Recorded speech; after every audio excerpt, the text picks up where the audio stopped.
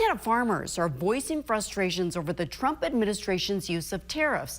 U.S. President Donald Trump has announced a 35% tariff on Canadian goods. Trade wars often begin with small sparks, but in 2025, one of the fiercest clashes between the United States and Canada ignited over something as ordinary as a glass of milk.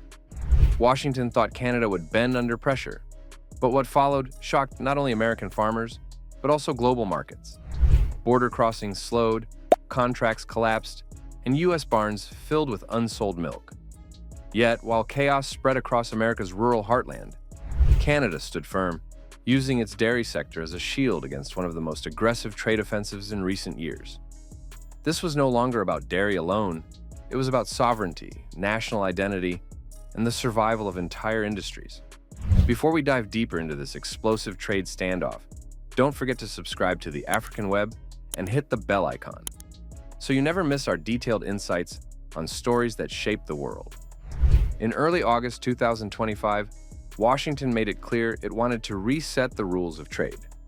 Officials in the U.S. believed that Canada's policies unfairly tilted the playing field and that the time had come to force new terms in America's favor. Negotiations, however, did not go as planned. Members of Parliament in Ottawa rejected Washington's demands outright, sending a strong message that Canada would not allow its farmers or industries to be sacrificed for political gain. What followed was the introduction of new tariffs on Canadian goods, with rates climbing from 25% to 35%. This was not a symbolic move. It had real consequences. Border trade slowed, export contracts froze, and American farmers who once depended on Canadian markets suddenly found themselves with stockpiles they could not sell.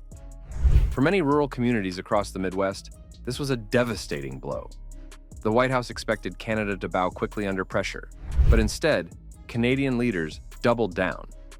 They argued that defending their industries was not negotiable, especially when it came to the livelihoods of their farmers. At this stage, one question began to echo loudly on both sides of the border. Who would break first? The American farmers desperate for sales, or the Canadians determined to protect their sovereignty? What made dairy such a flashpoint in this standoff?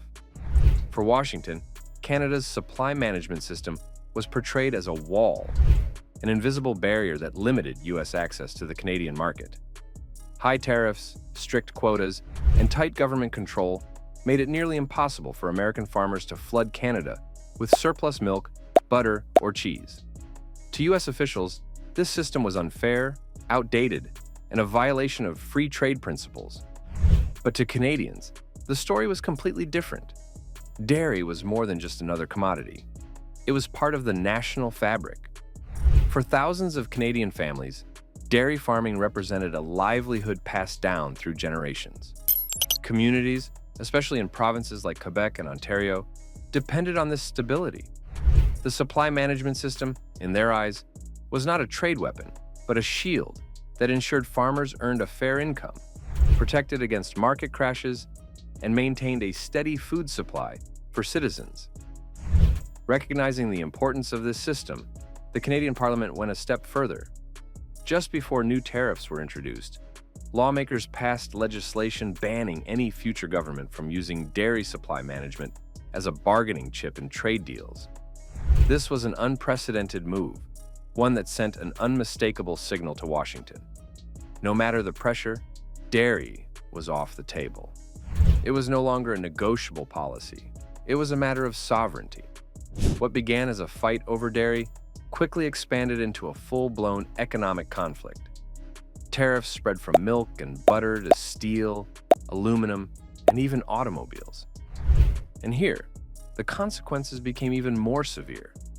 The city of Detroit, America's proud auto hub, was hit particularly hard. Automakers like General Motors and Stellantis reported staggering losses. Billions wiped off their profits in just months. Analysts warned that if the tariffs continued, the financial impact on the auto sector could reach over $100 billion. For the everyday American, the fallout was impossible to ignore. The cost of cars began to climb, in some cases by as much as $9,000 per vehicle. Affordable models started disappearing from showrooms, and electric vehicle production slowed dramatically. Suppliers across the Midwest were forced to lay off workers, deepening the economic strain. The trade war, intended to force Canada into concessions, was instead putting America's own industries under immense pressure. The irony was striking. A dispute that started over milk was now threatening to destabilize the very backbone of the U.S. economy. Would Washington still believe the pressure was worth it when jobs, industries, and consumer wallets were on the line?